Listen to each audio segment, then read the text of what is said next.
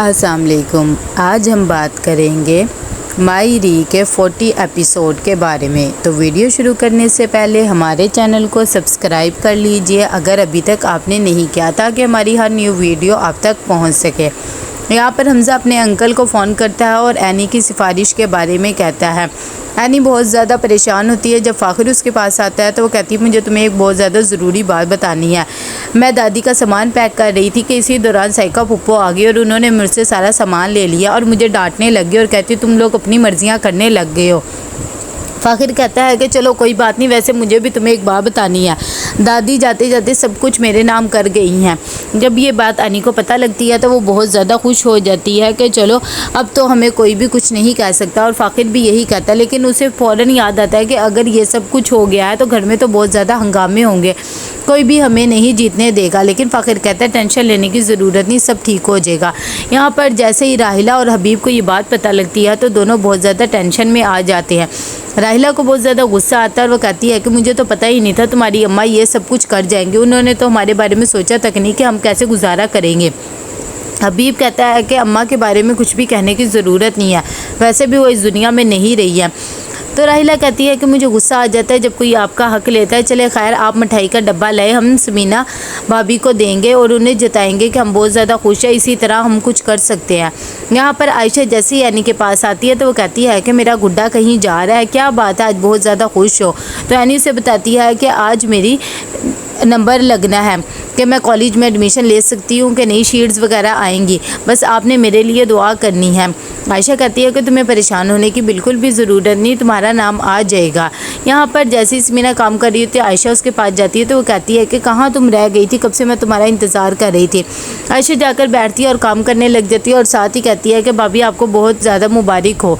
तब समीना कहती है कि शुक्र है चलो घर में किसी को तो खुशी हुई, वरना जिसे देख लो वो मुँह फुलाए ही बैठा हुआ है। आयशा कहती ये बात तो है, वैसे भी फ़ाखिर बहुत ही लायक है और ये सब कुछ मेरी एनी के नसीब से ही मिल रहा है। समीना कहती है ये बात तो गलत है, यानी कि ज़हीर को मेरे नसीब से मिला और अगर हबीब को कुछ नहीं मिला तो वो तुम्हारा नसीब है।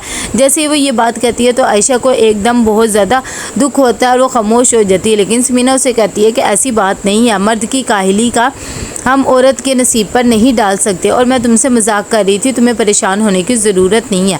यहाँ पर राहिला रिश्ते वाली को कॉल करती है और उसे कह देती है कि तुम कल लड़के को भेज देना, बाकी मैं सब कुछ संभाल लूँगी। समीना अपने कमरे में बैठी मोबाइल यूज़ कर रही होती है, तभी राहिला मिठाई का डब्बा उठाए आती है और कहती है कि भाभी मैं आई हूँ आपको मुबारकबाद देने के लिए, मुझे बहुत ज़्यादा खुशी हुई। लेकिन समीना कहती है कि मुझे मिठाई ज़्यादा पसंद नहीं है, शायद तुम्हें किसी ने बताया नहीं। तो राहिला कहती है कि चले मैं तो आपको मुबारकबाद देनी थी, वैसे भी हबीब का साथ रहा तो फ़ाखिर बहुत ज़्यादा सीख जाएगा। वैसे भी मेरा एक कज़न उसे ऑफ़र कर रहा था कि वो उसके कारोबार में आ जाए। जैसे ही समीना ये बात सुनती है तो उसे पता लग जाता है और वो कहती है कि हबीब को तो उसके ऑफ़र कबूल कर लेनी चाहिए, चलो इस बात पर तो मिठाई बनती है। राहिला बेचारी शर्मिंदा सी हो जाती है। यहाँ पर फ़ाखिर और एनी आते हैं कॉलेज में एडमिशन का देखने के लिए, तभी फ़ाखिर उसे कहता है बिल्कुल भी टेंशन ना लो, तुम्हारे यहाँ पर एडमिशन हो जाएगा। तो एनी कहती है कि मुझे बहुत ज़्यादा नर्वस फील हो रहा है कि पता नहीं यहाँ पर एडमिशन होगा या नहीं होगा। फ़ाखिर कहता है मुझे पूरा यकीन है कि तुम्हारा एडमिशन हो जाएगा, बस जल्दी से जाओ और वापस खुशी खुशी आना। तब एनी कहती है कि बस ठीक है, तुम मेरा वेट करना और जब मैं पास होगी तो तुम्हें पिज़्ज़ा भी खिलाऊंगी। यहाँ पर जैसे ही वो अपने कॉलेज में आती है तो वो पूछती है कि कहाँ पर लिस्ट लगी। लिस्ट में देखती है तो उसका नाम नहीं होता, पीछे से उसे आवाज़ आती है कि सेकेंड लिस्ट भी देख लो। जैसे ही उसे ये पता लगता है तो वो सेकेंड लिस्ट देखती है और उसमें उसका नाम आ जाता है। एनी अपना नाम देखकर बहुत ज़्यादा खुश हो जाती है कि इस कॉलेज में मेरा एडमिशन हो गया। यहाँ पर आयशा बैठी हुई होती है तो एकदम समीना उसके पास आती है तो कहती है कि भाभी कोई काम था। तो वो उसे बताती है कि मैं तुम्हें कुछ बताना चाहती हूँ, वैसे भी अब सारी जिम्मेदारी मेरे पे आ गई है, मुझे कारोबार भी देखना है और ऑफिस भी जाना पड़ा करेगा, तो अब तुमने ही सारा घर वगैरह देखना है और काम काज भी, क्योंकि मैं तो ऑफिस के मामलात देखा करूँगी और अभी भी मैं वहीं पर जा रही हूँ। जब ये बात पता लगती है आयशा को तो वो थोड़ी सी परेशान हो जाती है। इतनी देर में यहाँ पर एनी भी आ जाती है तो समीना चली जाती है। आयशा कहती है कि क्या बात है। तब एनी कहती है कि मैंने बड़ी अम्मी को कह तो दिया था कि मैं काम भी कर लूँगी और पढ़ाई भी, लेकिन मुझे नहीं लगता मैं ये सब कुछ कैसे मैनेज करूँगी। आयशा उसे कहती है कि तुम्हें बिल्कुल भी परेशान होने की ज़रूरत नहीं है, मैं तुम्हारे साथ हूँ, वैसे भी तुम्हारी अम्मा को आता ही क्या, यही काम आता है, मैं सब कर लिया करूँगी। यहाँ पर जैसे ही खाना लग जाता है सब खाने के लिए बैठते हैं तो राहिला लड़के को लेकर आ जाती है और आकर कहती है कि ये सुहेला और इस घर का दामाद है। जैसे ही लड़का देखता है तो हबीब भी परेशान हो जाता है। राहिला कहती है कि इसमें परेशान होने की कोई ज़रूरत नहीं है, ये इस घर के दामाद है। ये बात जब सब सुनते हैं तो बहुत ज़्यादा उन्हें हैरानगी होती है। समीना उठती है और बोलने लग जाती है कि तुम्हारा दिमाग तो ख़राब नहीं हो रहा, तुम किसकी बात कर रही हो। तो वो कहती है कि फ़ाइज़ा के साथ इसकी शादी होगी। आयशा भी बहुत ज़्यादा गुस्से में आ जाती है और वो कहती है कि निकालो इस लड़के को, तुम होती कौन हो मेरी बेटी का रिश्ता करवाने वाली। इतनी देर में एनी और फ़ाइज़ा भी आ जाती है। तो एनी कहती है कि ऐसा जुल्म ना करें, वैसे भी फ़ाइज़ा अभी बहुत छोटी है। तभी राहिला कहती है कि ये सब कुछ कोई मैं अपनी मर्ज़ी से नहीं करी, हबीब की मर्ज़ी भी शामिल है और वो भी यही चाहता है। हबीब बोले आप, तो हबीब कहता है कि हाँ मैंने सोचा है कि बेटी की शादी हो जाए तो चलो अपने फ़र्ज़ से अदा हो जाएंगे हम। समीना कहती है तुम्हारा तो वैसे भी दिमाग ख़राब हो चुका है, तुम्हें तो कुछ भी समझ नहीं आती है, निकालो इसको बाहर, कोई शादी नहीं हो रही है। आयशा भी कहती है कि ये होती कौन है मेरी बेटी का रिश्ता करवाने वाली।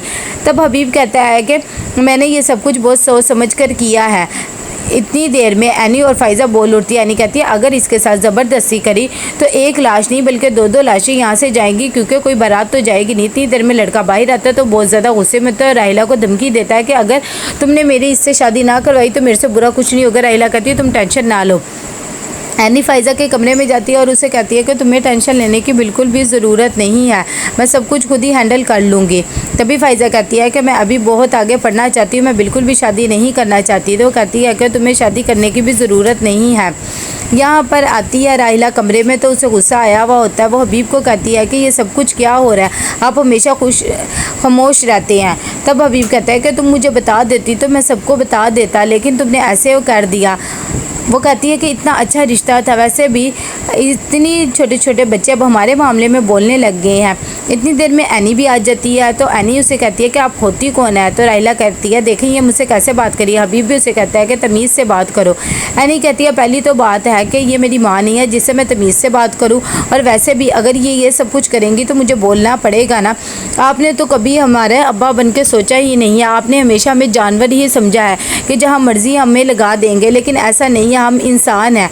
और फ़ाइज़ा अभी पढ़ना चाहती है, वो बहुत ज़्यादा छोटी है और जब तक वो नहीं चाहेगी उसकी शादी नहीं हो सकती है। राहिला बोलने लगती है लेकिन एनी उसकी भी बोलती बंद करवा देती है और वहाँ से चली जाती है। यहाँ पर फराज को जब पता लगता है तो वो भी गुस्से में आग बगोला हो जाता है और कहता है कि हबीब का दिमाग ख़राब तो नहीं हो गया, उसके पास इतने पैसे कहाँ से आएंगे। साइका कहती है आपको पैसों की पड़ी है, मुझे तो ये हो रहा है कि फ़ाइज़ा अभी इतनी ज़्यादा छोटी है।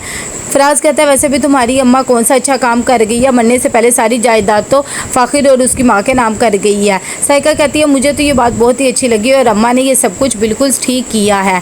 लेकिन फराज कहता है कि देख लेना तुम एक दिन बहुत ज़्यादा पछताओगी। लेकिन साइका को गुस्सा आता है उनकी इस बातों पर। यहाँ पर आयशा अकेली काम कर रही होती है, तभी वो सोचती है कि भाभी अभी तक आई नहीं है। इतनी देर में समीना भी तैयार होकर आ जाती है। तो आयशा उसे कहती है कि आप कहीं जा रही हैं। तो वो कहती है कि मैंने तुम्हें कल बताया तो था कि अब मुझे ऑफिस जाना पड़ा करेगा, अभी भी मुझे ऑफिस ही जाना है। तो तुमने अभी तक नाश्ता नहीं बनाया, जल्दी से नाश्ता बना लो, मैं फ़ाखिर को भी उठा लेती हूँ। समीना हक्की बक्की होती है और आयशा भी उसे देखकर बहुत ज़्यादा परेशान हो जाती है और वो कहती है कि ठीक है मैं अभी बनाती हूँ। तो कैसा लगा आपको ये एपिसोड, लाइक कमेंट शेयर करके लाजमी बताइएगा। अल्लाह हाफ़िज़।